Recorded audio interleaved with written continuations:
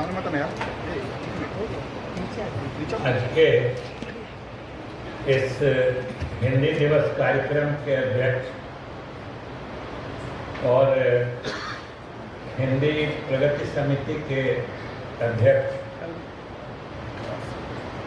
श्री सत्यनारायण जी, जो खुद एक नामचीन साहित्यकार कवि हैं, यहाँ इस कार्यक्रम के आयोजनकर्ता मंत्रिमंडल सचिवालय विभाग राजभाषा के अपर मुख्य सचिव डॉक्टर एस सिद्धार्थ जी, जिन्होंने अभी अपना तुरंत स्वागत भाषण प्रस्तुत किया है, और आज के कार्यक्रम में विशेष रूप से पधारे हुए डॉक्टर शिव नारायण जी, जो अरविंद महिला कॉलेज पटना में प्राध्यापक हैं, डॉक्टर मंगला रानी जी, जो वरीय प्राध्यापिका हैं college of commerce and arts Pataliputra विश्वविद्यालय में, और डॉक्टर सुरेश चंद्र जी, जो संकायाध्यक्ष और अध्यक्ष हिंदी विभाग के हैं केंद्रीय विश्वविद्यालय गया में, और डॉक्टर मंगला रानी जी, जैसा कि हमने बताया, और डॉक्टर सविता सिंह नेपाली जी, और यहाँ इस सभागार में उपस्थित सभी हिंदी प्रेमी बुद्धिजीवीगण और पत्रकार मित्रों, हमारे मैं देख रहा हूँ कि छात्राओं की संख्या लगभग हिंदी प्रेमियों के बराबर है। ये और समझिए कि उत्साहवर्धक है, और ये कार्यक्रम के आरंभ में ही ये एक तरह से प्रतिबिंबित होता है कि जब इस तरह के कार्यक्रम में जो हिंदी प्रेमी बुद्धिजीवीगण और उसमें आने वाली पीढ़ी के जो युवा जन हैं, और उसमें भी जो छात्राएं हैं, ये अगर संख्या में उनको टक्कर दे रही है, तो ये अपने आप में प्रदर्शित करता है कि आने वाले समय में हिंदी का भविष्य उज्जवल है, उसको कोई रोक नहीं सकता। और हिंदी का भविष्य कितना उज्जवल है आप तो देख ही रहे थे, अभी हमारे डॉक्टर सिद्धार्थ जी स्वागत भाषण कर रहे थे, उनकी हिंदी आपने देखी होगी कि किसी हिंदी भाषी से कमजोर नहीं लग रही। ये तमिलनाडु के रहने वाले, मद्रास, आजकल चेन्नई उस इलाके, लेकिन ये तो हम समझिए कि बिहार वासियों की भी एक तरह से उपलब्धि है, हम अपनी उपलब्धि ही मानते हैं। ये बिहार काडर में, बिहार के संवर्ग में जब प्रशासनिक अधिकारी के रूप में भारतीय सिविल सेवा में यहाँ आए, और आए तो यहाँ की संस्कृति में या बिहारियों के सोहबत में, बिहारियों के नजदीक रहने से कम इतना तो आज दिख गया कि हम बिहारियों से इनकी हिंदी कमजोर नहीं है, जो इन्होंने बताया। तो इसको हम लोग बिहारी लोग अपनी हिंदी सेवा ही मानते हैं कि भाई हम लोग हिंदी का माहौल ऐसा बनाए हुए हैं, जो एक तमिलनाडु के रहने वाले वरीय अधिकारी भी एकदम शुद्ध विशुद्ध हिंदी में अपना स्वागत भाषण पढ़ा इन्होंने, तो ये हम लोगों को बहुत अच्छा लगा। इसलिए पूरे बिहार वासियों के तरफ से हिंदी दिवस के अवसर पर, और आप सभी उपस्थित हिंदी प्रेमियों की तरफ से, हम इन्होंने जो हिंदी में अपना स्वागत भाषण दिया है, इसके लिए हम इनको भी बधाई और धन्यवाद दोनों देते हैं। और साथियों, यहाँ तो सभी हिंदी के एक से एक विद्वान मूर्धन्य लोग बैठे हैं। ज़्यादा बोलने में तो हमको पता नहीं असहजता महसूस होगी। और तो जो देख रहे हैं सो देख रहे हैं हिंदी प्रेमी। एक हिंदी प्रेमी जी हमारे शंकर कैमूरी जी भी बैठे हैं, जो पता नहीं मंच पर आएंगे तो आप लोगों को हंसने से 1 मिनट की फुर्सत ही नहीं मिलेगी जब ये शुरू करेंगे। तो ये भी यहीं पर है। तो आप सब लोगों के बीच मुझे इस कार्यक्रम में भाग लेने का ये एक तरह से मैं अपना सौभाग्य मानता हूँ। और मुख्यमंत्री जी के द्वारा जो मुझे इस कार्यक्रम में भाग लेने का के लिए मनोनीत किया गया, जिसके लिए सूचना डॉक्टर सिद्धार्थ जी ने ही हमें दी थी, तो मुझे एक तरह से अच्छा लगा कि चलिए हिंदी प्रेमियों के बीच। और हिंदी तो भाषा ऐसी भाषा है जो एकदम अपनी भाषा, जिसको अपनापन की भाषा कहते हैं। कोई जब तक बात जिससे हो, एक व्यक्तिगत अनुभूति जरूर खास के हम बिहार वासियों को होती है कि जब तक आप जिससे बात कर रहे हैं, आपका वार्तालाप हिंदी में न आ जाए, तब तक वो अपनापन और गर्माहट महसूस ही नहीं होता है।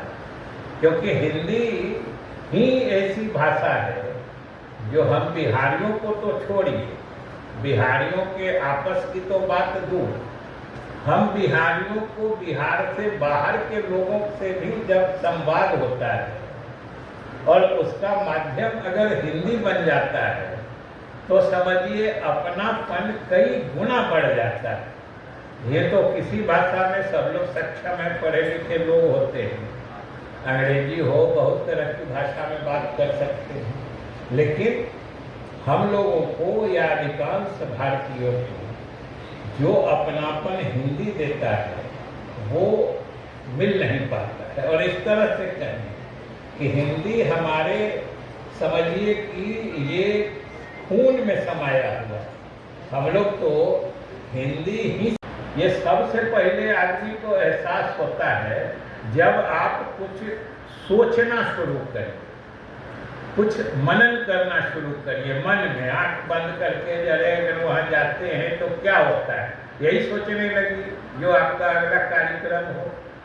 आप देखिएगा कि अधिकांश लोग हिंदी में ही सोचते हैं। मन में सोचिएगा अरे अभी वहाँ जाएंगे तो वो मिलेगा, ये कार्यक्रम है, ऐसा है। यही मन, दिल और हृदय की भाषा होती है, जिस भाषा में आप सोचते हैं, जिस भाषा में मनन करते हैं।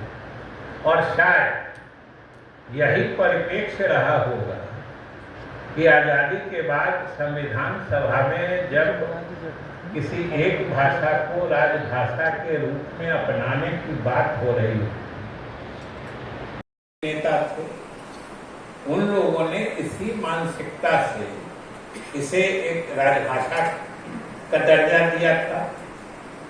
और हमने कहीं पढ़ा था कि डॉक्टर राजेंद्र प्रसाद की अध्यक्षता में जब इसको राजभाषा का दर्जा दिया जा रहा था, उस वक्त उन्होंने कहा था कि ये हम लोग बहुत ही एक अच्छा काम कर रहे हैं।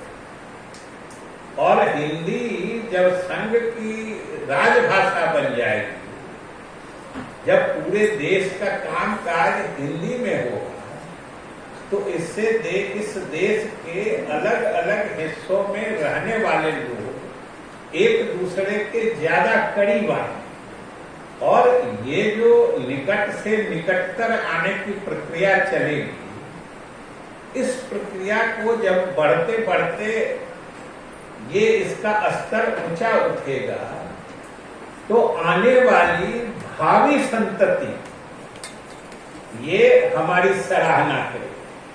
ये डॉक्टर राजेंद्र प्रसाद जी ने संविधान सभा में जब जो डेट आज हम लोग 14 सितंबर के शाम में जब इसे संविधान के द्वारा राजभाषा का दर्जा दिया गया था, उस वक्त उन्होंने कहा था, और हम सब लोग खुश नसीब हैं कि डॉक्टर राजेंद्र प्रसाद जी ने जो इतने वर्ष पहले जो भावना व्यक्त की थी कि आने वाली पीढ़ी या संतति हमारी सराहना करेगी, हम लोग आज उनकी सराहना कर रहे हैं। आखिर यही तो होता है दूरदर्शी नेतृत्व। और बिहार की तरफ से तो हम लोग समझिए जैसे तैयार ही बैठे थे। जब ये संविधान का अंश बना, राजभाषा के रूप में हिंदी की स्वीकृति हुई, तो सबसे पहला प्रदेश बिहार बना जिसने इसको अंगीकार किया। और तब से लगातार यहाँ जितने साहित्यकार लोग हैं या अलग अलग सरकारें जो आई, वो लगातार हिंदी को आगे बढ़ाने का काम कर रही है और बढ़ भी रहा है। हम लोगों ने तो सरकार की शुद्ध रूप से आधिकारिक भाषा ही हिंदी मानी है और सारे कामकाज हिंदी में हो रहे हैं। जहाँ कहीं अंग्रेजी आ जाता है तो समझिए असहजता महसूस होती है। और मैं तो धन्यवाद देना चाहता हूँ, आभार प्रकट करता हूँ माननीय मुख्यमंत्री जी नीतीश कुमार जी का कि उनका हिंदी प्रेम भी गजब का है कि हिंदी के प्रति उनका जो आकर्षण है ये समझिए वो भी लाजवाब है। ये सिद्धार्थ जी गवाह बैठे हुए वो बराबर कहते रहते हैं, जो कहीं कुछ अंग्रेजी में लिखा रहता है आ जाता है तो बराबर पूछेंगे भाई क्या है, क्यों ऐसा करते हैं आप लोग। जब हिंदी शब्द या हिंदी भाषा या हिंदी में इन चीजों को अभिव्यक्त करने के लिए शब्दावली मौजूद है तो फिर आप अंग्रेजी क्यों लिखते हैं। यहाँ तक कि ये मंत्रिमंडल सचिवालय के अपर मुख्य सचिव हैं, मतलब हम लोगों की जब मंत्री मंडल की बैठक होती है, मंत्री परिषद की बैठक होती है, तो किसी विभाग के किसी एजेंडा में अगर कुछ अंग्रेजी शब्दों का प्रयोग रहता है तो उस पर वो तत्काल कैबिनेट के मीटिंग में टोकते हैं, मंत्री परिषद की बैठक में टोकते हैं। जो भी सचिव जिस विभाग का एजेंडा है वो समझिए थोड़ी देर के लिए परेशानी में पड़ जाते हैं, सीधे पूछते हैं क्या भाई आपको इसका हिंदी नहीं मालूम था क्या, ये पूरी चीज हिंदी में लिखी है और बीच में अंग्रेजी के 4 शब्द आपने क्यों घुसा दिए। तो मुख्यमंत्री जी नीतीश कुमार जी स्वयं हिंदी को लगातार आगे बढ़ाने के लिए लगे रहते हैं और जोर लगाए रहते हैं, सब लोग मिलकर करते हैं। और हम लोग जैसा कि कहा कि बिहार को तो काम ही बिना हिंदी के नहीं चल सकता है। और हिंदी के बारे में हिंदी का तो विकास समझिए कि इसकी अपना इतिहास है हिंदी का। हिंदी जो हम लोगों ने संविधान में भी या जो 14 सितंबर को पास किया है, हिंदी भाषा और देवनागरी लिपि, हम समझते हैं कि देवनागरी लिपि और हिंदी भाषा ये दोनों एक तरह से मतलब सहचरी ही रही है, साथ साथ ही चली। दोनों का विकास, हालांकि रास्ते अलग अलग रहे, लेकिन दोनों का विकास एक तरह से समकालीन रहा है। हमको जो आप लोग की इतना तो नहीं जानते हैं, लेकिन हम लोग जो थोड़ा बहुत पढ़ते हैं उस हिसाब से जो 19वीं शताब्दी के उत्तरार्ध से लेकर 20वीं शताब्दी के पूर्वार्ध में जो इसका इतना जोर से इसका विकास हुआ, वो सब हम लोगों के सामने है।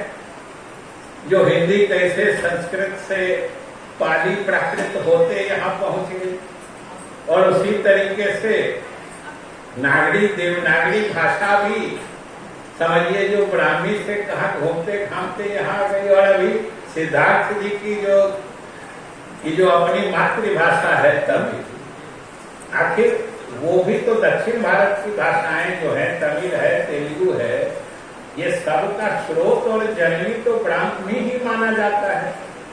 उसकी जो उत्तर भारत की शाखाएं थी जिसमें हिंदी बांग्ला सब कुछ आ गया, और दक्षिण में तमिल, तेलुगु, बाकी भाषाएं मलयालम सब उससे निकल गई। तो ये तो एक संस्कृति भारत की रही है और हमारे सभ्यता परंपराएं एक रही है।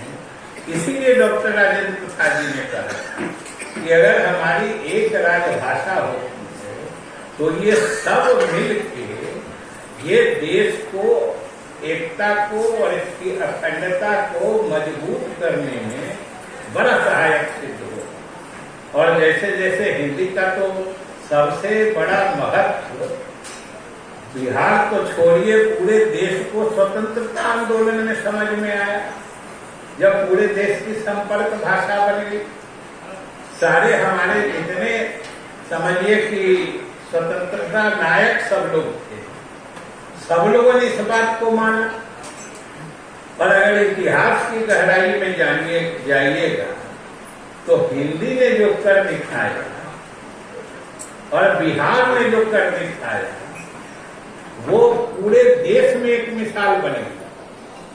जैसे जैसे पत्रकारिता, हिंदी में पत्रिकाएं निकलने लगी, जो प्रताप अखबार सब लोग जानते हैं, गांधी जी के चंपारण यात्रा सब लोग जानते हैं, लेकिन पंडित राजकुमार शुक्ल जी जो गांधी को लाए थे चंपारण, उनकी कहानी सुनिएगा तब हिंदी की महत्ता समझ में आ जाएगी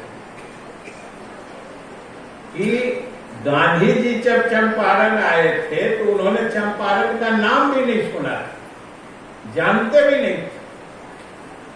और एक समझिए पंडित राजकुमार शुक्ल, वो चंपारण के देहात में बसने वाला एक नील उगाने वाला किसान था, जो अंग्रेजों की जबरदस्ती में नील उगाता। वो हिंदी भी नहीं जानते थे, भोजपुरी बोलते थे और कैंची में लिखते थे। लेकिन वहीं एक पीर मोहम्मद मुनीस जो थे, सब लोग जानते हो, वो सीधे गणेश शंकर विद्यार्थी जी कानपुर से जो प्रताप अखबार निकालते थे उससे जुड़े हुए थे। और पीर मोहम्मद मुनीस के माध्यम से ही पंडित राजकुमार शुक्ल नीलहा किसानों की वेदना प्रताप अखबार में निकालते थे, जो जब फिर 1916 में लखनऊ के अधिवेशन में जब पहली बार गांधी जी आए थे तो उनके सामने रखी गई थी। और ये हिंदी ही माध्यम था, समझिए हिंदी की पत्रकारिता स्रोत बनी, जिसने नीलहा किसाने के दर्द को चंपारण से कानपुर और लखनऊ होते गांधी तक पहुंचा दिया। ये हिंदी की विशेषता है। और ये पंडित राजकुमार शुक्ल के जिद पर गांधी चंपारण आए, और गांधी चंपारण आए, फिर इस देश के स्वतंत्रता आंदोलन का कैसे रूप बदला और क्या चीजें हो गई, ये कोई कहने की बात नहीं है, सब लोग जानते हैं। उसके विस्तार में जाने का कोई अर्थ भी नहीं है।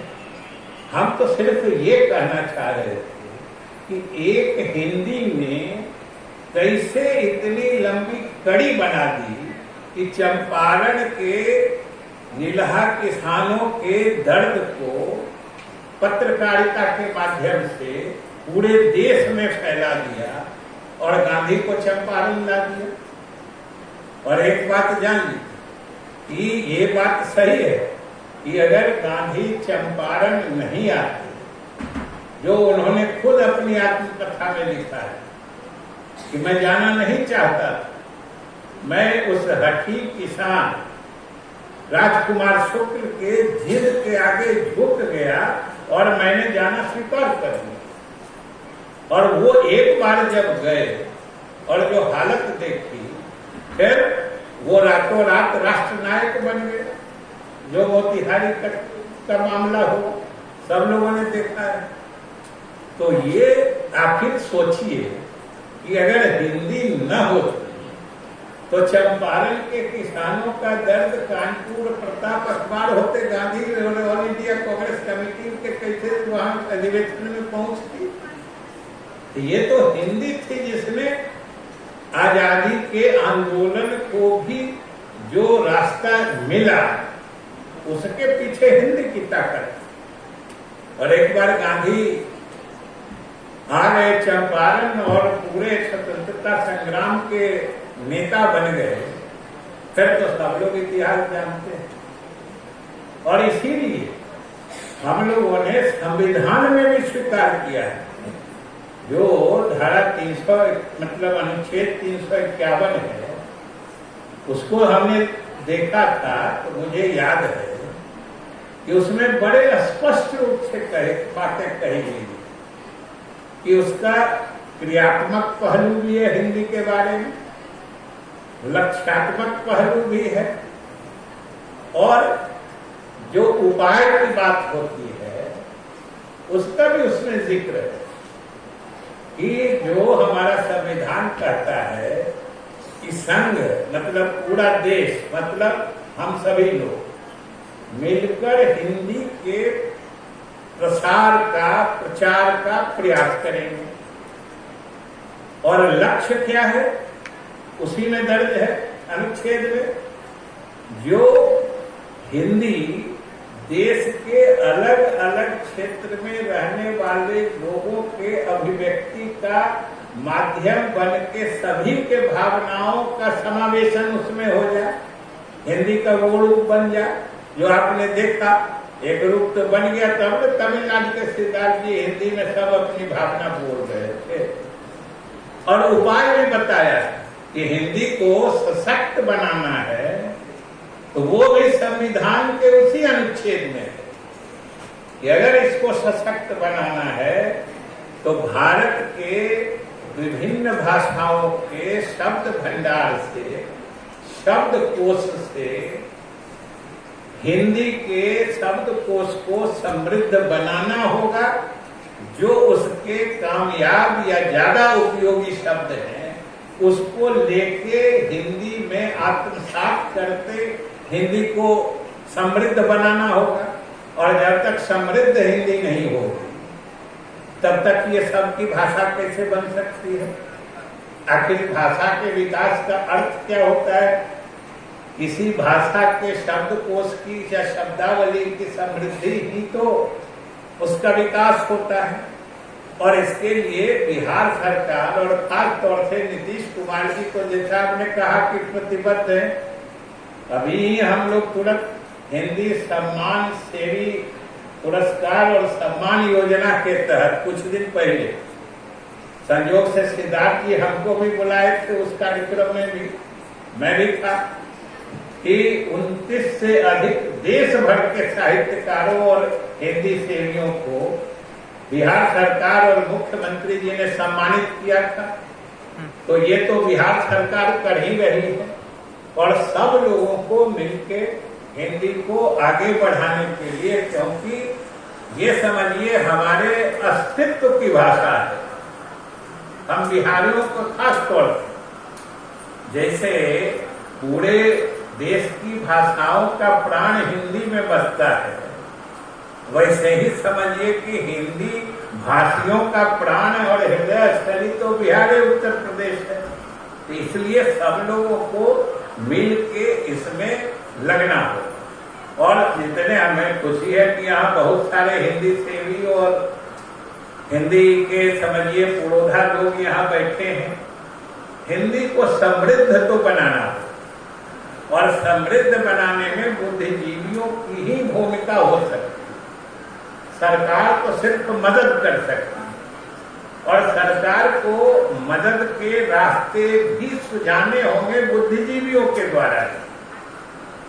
और इतना हम जरूर अपने नीतीश कुमार जी के सरकार के तरफ से आपको आश्वस्त करते हैं कि उनके खुद के दिल में जितना हिंदी प्रेम है कि आप जितने सही और कारगर तरीके हिंदी को समृद्ध करने के लिए बनाएंगे, वो सब सरकार लागू करने में जरा भी हिचकिचाएगी नहीं। और सब लोग इसके गवाह हैं। उसी दिन याद करिए हिंदी सेवी सम्मान समारोह के दिन जब पुरस्कार दिया जा रहा था तो मुख्यमंत्री जी ने कहा कि भाई ये पुरानी ही राशि क्यों चली आ रही है? इतना कम राशि पुरस्कार में भी देना ये एक तरह से अच्छा नहीं लगता है, इसको तुरंत बढ़ाइए। तो इतने सहृदय और संवेदनशील मुख्यमंत्री जी जो भाषा और हिंदी के प्रति रखते हैं, तो हम तो यही प्रार्थना करेंगे सारे हिंदी सेवियों और हिंदी के ज्ञाताओं से कि भाई आप रास्ता बना के दीजिए। क्योंकि एक चीज समझ लीजिए, जब तक भाषा समृद्ध नहीं होगी, इस भाषा में सभी विषय की पुस्तकें उपलब्ध नहीं होगी, हम लोग कितनी भी चर्चा कर ले, वो इसका विकास या प्रसार नहीं हो सकता है जो हमारा लक्ष्य है। कि अभी देखते हैं, सुनते हैं कि भाई इंजीनियरिंग की पढ़ाई, मेडिकल की पढ़ाई, सब पढ़ाई हिंदी में हो, तो आखिर शब्दावली उतनी समृद्ध होगी तब तो। उसके लिए तो पहले हिंदी को समृद्ध बनाना होगा, हिंदी में किताबें उपलब्ध करानी होगी, और तभी अच्छे शिक्षक भी हिंदी में उपलब्ध हो, तभी तो हिंदी आगे बढ़ेगी।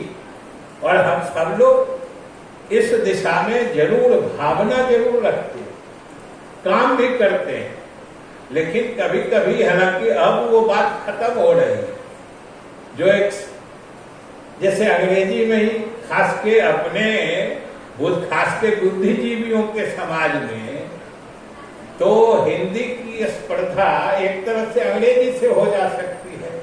वो जो एक श्रेष्ठता और हीनता की भाव वाली बात आती है, ये अनावश्यक होती है, क्योंकि अच्छी से अच्छी बातें हिंदी में भी कही जा सकती हैं और अंग्रेजी में भी गंदी से गंदी बातें होती हैं। तो इसलिए उन चीजों से निकल के सब लोगों को और इस तरह की चीजों में हमेशा सकारात्मक सोच से आगे बढ़ना होता है।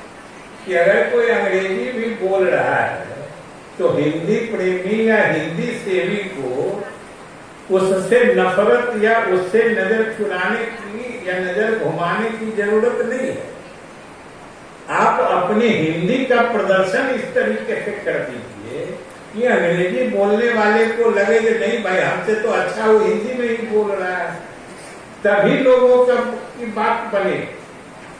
वरना अगर जो कहते हैं ना कि किसी सामाजिक या साहित्यिक काम में किसी को पीछे छोड़ना है, तो आपको उससे आगे और उससे तेज चल के दिखाना होगा, उसके तरफ उससे ईर्ष्या करके या उससे दूरी बढ़ा के आप उसको पीछे नहीं कर सकते। आप अपने जिस रास्ते पे चल रहे हैं अपनी गति तेज करनी होगी और उसकी भाषा से अपनी भाषा को अधिक उपयोगी या अधिक बोधगम्य बना के लोगों के बीच परोसनी होगी। तभी जो संविधान हमसे अपेक्षा करता है, हमसे आपसे, हम सब लोग उसको पूरा करने में सक्षम और समर्थ होंगे। और हम समझते हैं यही संविधान की हम लोगों से अपेक्षा भी है और यही हिंदी दिवस मनाने का उद्देश्य भी होता है। इसलिए आइए हम सब लोग हिंदी दिवस के अवसर पर एक दूसरे को हिंदी के प्रति प्रेम बढ़ाने, और प्रेम भी जो हो तो खाली हिंदी दिवस के दिन आया और कार्यक्रम तक नहीं रहे, ये विश्वास जनित प्रेम होना चाहिए। जो हम हिंदी को बढ़ाना चाहते हैं या हिंदी उपयोग में लाते हैं तो ये विश्वास के साथ होना चाहिए। इन्हें जो हिंदी प्रेम का लबादा ओढ़े हुए हैं और पहला आदमी मिला अंग्रेजी में कुछ बोला तो उसको उससे बेसी अंग्रेजी में बोल के हम दिखान दिए जो हम तुमसे बेसी अंग्रेजी जानते हैं। अगर कोई अंग्रेजी भी बोलता है तो उसको अपनी हिंदी से प्रभावित और उसको ये जता देना होगा जब भाई तुम्हारी अंग्रेजी में जो भावना है हमारी भावना हिंदी में उससे बेहतर है, इसलिए तुम भी हिंदी बोला करो। ये एहसास करा देंगे हमारी हिंदी जरूर आगे बढ़ेगी। और यही हम लोगों का मकसद है, यही बिहार सरकार भी चाहती है, यही हिंदी दिवस की प्रासंगिकता है और इसका लक्ष्य भी है। आप सबों को बहुत बहुत धन्यवाद।